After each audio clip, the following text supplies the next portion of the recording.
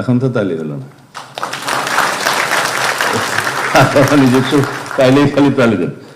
আচ্ছা, আপনারা aviation police প্রতিষ্ঠার কথা বলছেন। এই মুহূর্তে বোধহয় পুলিশের জন্য এভিয়েশন পুলিশ প্রতিষ্ঠা করা সুবিবেচিত হবে না। আমরা এভিয়েশন সার্ভিসের জন্য বিগত সরকারের সময়, আমি এখানে সমালোচনা করব না, 2টো হেলিকপ্টার তো কেনা হয়েছে, আমরা সরবরাহ পাইনি। কেন পাইনি তাও জানেন, রাশিয়া থেকে কেনা হয়েছে, এটা পরে আরেকটি দেশের এম্বার্গো ছিল, মানি ট্রানজাকশন অসুবিধা ছিল, সেটা আমরা কোনো রকমের সেই দেশের একটু ক্লিয়ারেন্সটা এখন পেয়েছি, সেটা হয়তো সরবরাহ হবে। এখন তারা আরো বেশি ক্লেম করতেছে মেনটেনেন্স, এটা ওইটা বলে টোলে আমরা এখন এটা পাইনি। এই MI-17 কি পুলিশ এখন মেনটেন করতে পারবে? সব মশার বিরুদ্ধে সুরক্ষা দিতে এলো বসুন্ধরা এক্সট্রিম অ্যারোসল, মশার বিরুদ্ধে এক্সট্রিম সুরক্ষা।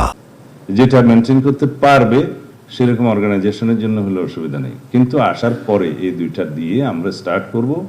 মেনটেনেন্সের জন্য বা অন্য কিছুর জন্য আমরা সেনাবাহিনীকে অনুরোধ করব, আমাদের প্রয়োজনীয় যে সাইজের হেলিকপ্টার প্রয়োজন, দরকার হলে সেটা আমরা এক্সচেঞ্জে নিতে পারবো, এবং সেটা আমাদের ডিপার্টমেন্ট হবে, কথা হবে, সবাই তো সরকারি সংস্থা।